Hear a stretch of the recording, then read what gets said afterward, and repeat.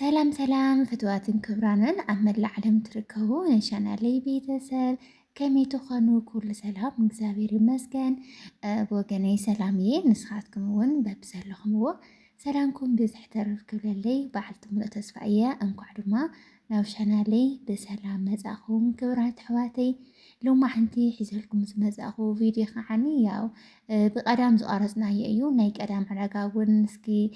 እግረ መንገድና ክነግረኩም እያ ከምኡ እውን ብዛዕባ ዓድና ዝኒሄ ኩነታት ሓደ ነገር እስኪ ይሄን ምሂን ንበሃል ክብራት ኣሕዋተይ ነገሩ ከመይ ከመይ እዩ ዝኒሆ ዓድና ናበይ ገዝ ትኸይድ ኣላ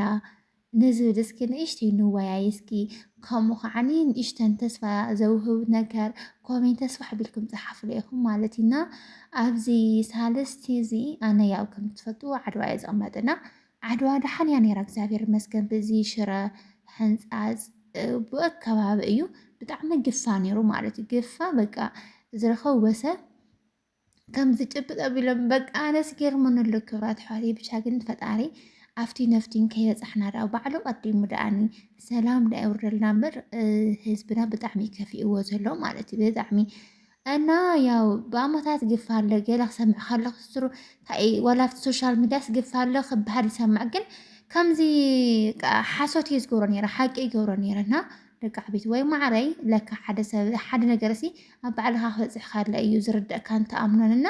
ክብራት ኣሕዋተይ ግፋ እንታይ ግፋ ብዝርካ ግፋ እንታይ ማለት እዩ ናልኩ በቃ እንትን ይብል ነይረ ኣምን ነይረና ጉድ መፂና ጉድ ክብራት ኣሕዋተይ ምስ መንስና ክንዋጋእ ምስ መንስና ክንቃለስ ምስ መንስና ክንጋደል ግርዓት እዩ እኒኦ ክብራት ኣሕዋተይ ማርያምን ብሓዚ ከመን ቀሪ ትዝቃረይ ሰብ ኩሉ ሓንካስ ትዝቃረይ ሰብ ኩሉ ዕውር ትዝቃረይ ሰብ ኩሉ ኣካለ ጎደሎ እዩ ኮይኑ እቲ ህዝብና ወላ ብስነ ኣእምሮ እውን ልክዕ ኣይኮነና ክብራት ኣሕዋተይ ሕዚ ከመን ምስ መን ይክቃለስ ብርግፅ ንፈለጥ ኢና ተፈናቀልቲ በረኻ እዮም ዝኒሆ ኣብ ቸንዳ እዮም ዝኒሆ እንኳን ዲኣ ቸንዳ ኮይንካስ ኣብ ገዛ ኮይንካ እንኳን ዝኒሄ ፀሓይ ዝኒሄ ቁሪ ባዓልትና ንፈልጦ ግን ድማ ብሰላም ተዝኸውን ደይመረፅን ደቂ ዓበይቲ ወይ ማዕረይ ዝኩሉ ህዝብና ስዋእካ ዝኩሉ ህዝቢ ኣካለ ጎደና ግበርካሲ እንታይ እዩ መን ኣሰዊእኻ መን ይቐረብ ዝዓዲ ንድዒ ብቻ ግን ኣነስ ማርያምን ሓደ ግዜ ብጣዕሚ እየ ዝበኪ ዝነብዕ ውሽጠይ ብዛዕባ ካልእ እየ ተሓሳስበንን ብዛዕባ ዓደይ ከምኡ እውን ብዛዕባ እዞም ተጋደልቲ ጀጋኑ ኣሕዋተይ ብዛዕባ ህዝቢ ብጣዕሚ ዘተሓሳስበንና ከምዚ መገዳልያ ወይ ከዓ ተጋዳላይ ክበሃል ከሎ ንባዓቲ ዝቐድመኒ ማርያምን የዝለኩም ክብራት ኣሕዋተይና እስኪ ካብ ልብና ጸሎት ንግበር ክብራት ኣሕዋተይ ፈጣሪ ሰማዓዩ ፈጣሪ ብጣዕሚ ይሰምዕ ንሕና ኢና ጨካናት ትዕቢተኛታት ኮይና እምበር ፈጣሪስ ብጣዕሚ እዩ ዝሰምዕ እሞ እስኪ ካብ ልብና ንመሃለል ካብ ልብና ጸሎት ንግበር ሕዚ ከምስ መንውግእ ገዛ ገዛ ናብካሓኩሑ ዝፍቀዱ ፅርግያ ምዕራይ መግደፎ ገዛ ናብካሓኩሑ እዮም መናእሰይና ዝወስድዎ ኣለው ግድን በቃ ካብ ገዛስ ንግዚኡ ካብ ሓደ ገዛ ሓደ ሰብ በቃ ዋልቶ ክንወዲ ካብ ሓደ ገዛ ሓደ ሰብ ጋድል ኣለዎ ተባሂሉ በቃ ፍቆዱ መንገዲ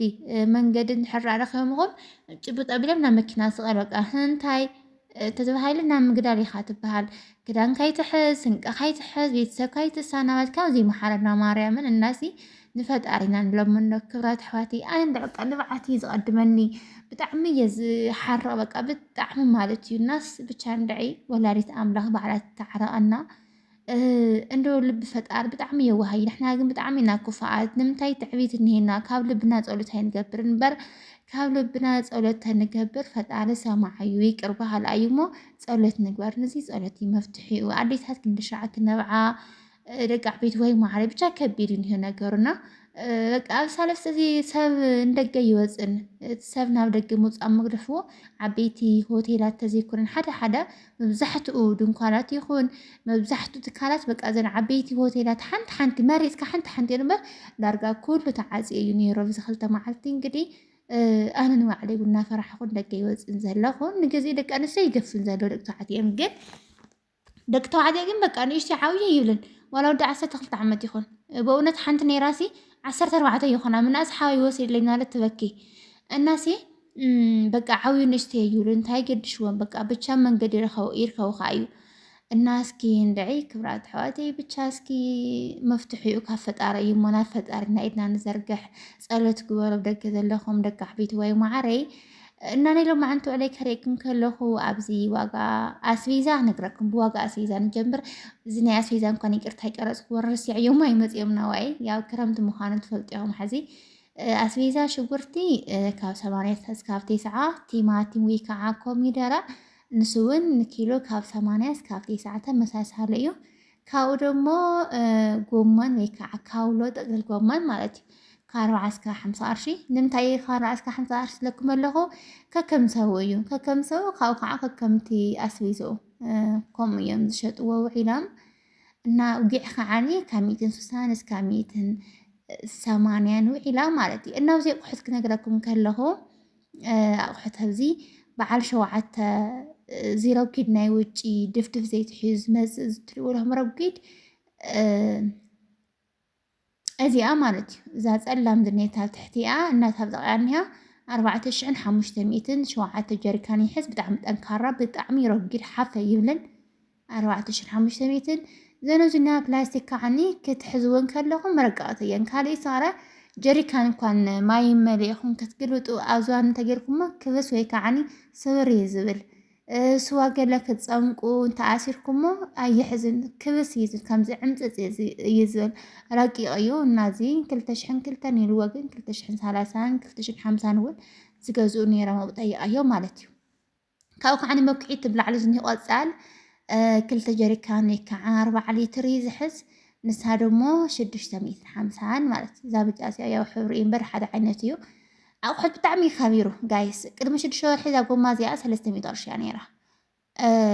كده مع عمت مالتي زرازلر عمت هكبر الواي سلستميتارش نيرو الناس أحد زي كبر النجاري لما بتعمي خبيره